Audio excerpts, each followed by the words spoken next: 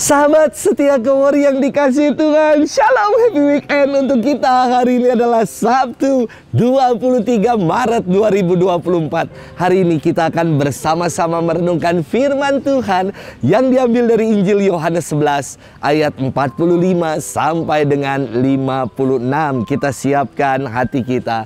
Terpujilah Kristus Tuhan, Raja mulia dan kekal.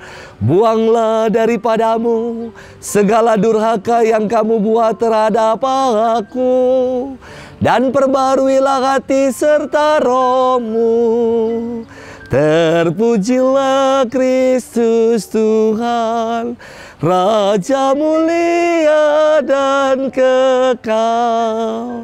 Tuhan bersamamu dan bersama rohmu. Inilah Injil suci menurut Yohanes. Dimuliakanlah Tuhan.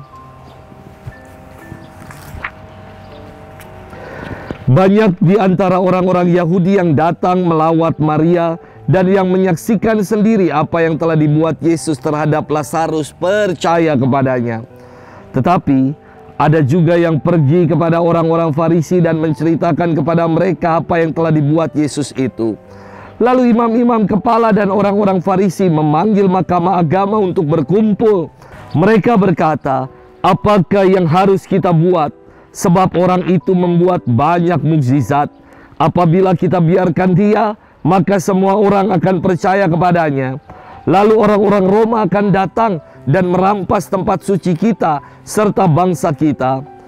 Tetapi seorang di antara mereka, yaitu Kayafas, imam besar pada tahun itu, berkata kepada mereka, "Kamu tidak tahu apa-apa. Kamu tidak insaf bahwa lebih berguna bagimu jika satu orang mati untuk bangsa kita daripada seluruh bangsa kita ini binasa."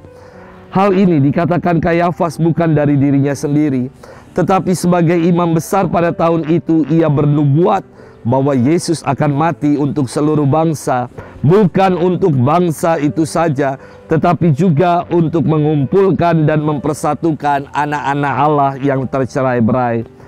Mulai dari hari itu, mereka sepakat untuk membunuh dia. Karena itu Yesus tidak tampil lagi di muka umum di tengah-tengah orang-orang Yahudi. Ia berangkat dari situ ke dekat padang gurun, ke sebuah kota yang bernama Efraim. Di situ ia tinggal bersama murid-muridnya. Waktu itu, hari raya Paskah orang Yahudi sudah dekat, dan banyak orang dari negeri itu berangkat ke Yerusalem untuk menyucikan diri sebelum Paskah itu. Mereka mencari Yesus, dan sambil berdiri di dalam bait Allah, mereka berkata seorang kepada yang lain, "Bagaimana pendapatmu?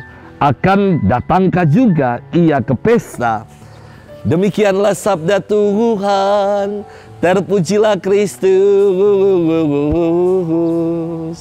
Sahabat setia Kemor yang dikasihi Tuhan, Shalom.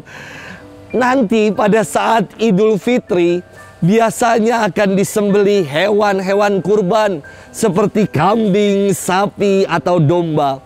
Maknanya sebagai ketakwaan kepada perintah Allah dan secara simbolis hendak menyembelih hasrat kebinatangan. Wah, bagus sekali.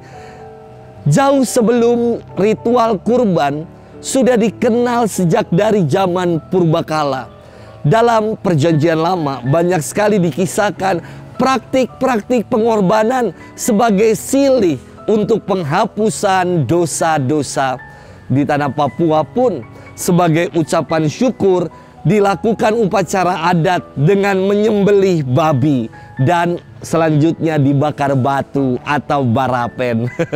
Sahabat setia Kemor yang dikasihi Tuhan, firman hari ini berkisah tentang nubuat imam besar Kayafas. Ia bernubuat demikian, "Lebih berguna bagimu jika satu orang mati untuk bangsa kita daripada seluruh bangsa ini binasa."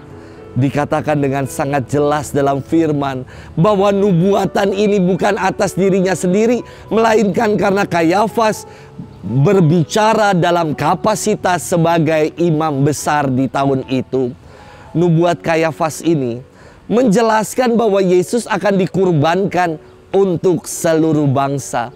Bukan hanya bagi bangsa Israel, namun seluruh bangsa ditebus, didamaikan, dan dipersatukan kembali berkat kurban Kristus. Kata kurban itu berakar kata Ibrani korban, yang artinya adalah dekat.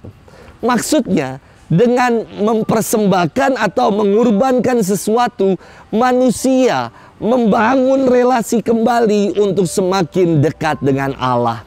Yesus dikurbankan demi menebus dosa-dosa manusia. Ia wafat untuk mengalahkan maut, sehingga kita yang sebelumnya jauh dari Allah melalui pengorbanan Kristus kini didekatkan kembali pada Allah. Wafat Yesus menunjukkan wajah Allah yang solider dengan manusia. Allah yang mau dekat dengan kita manusia. Dan bersama dengan Yesus yang mengalahkan maut dan bangkit mulia, kita yang percaya padanya kelak akan dibangkitkan untuk kehidupan mulia di rumah Bapa. Sahabat setia Gowor yang dikasihi Tuhan, besok kita sudah memasuki pekan suci yang kita awali dan kita buka dengan perayaan Minggu Palma. Saya ingin mengajak kita untuk mengubur segala nafsu kebinatangan kita, mengubur segala dosa-dosa kita bersama dengan Yesus yang wafat dan bersama dengan Yesus yang bangkit. Mari kita juga bangkit menjadi manusia-manusia baru, menjadi pribadi-pribadi baru, pribadi-pribadi yang lebih baik lagi. Happy weekend, dan Tuhan memberkati kita selalu dalam nama Bapa dan Putra dan Roh Kudus. Amin.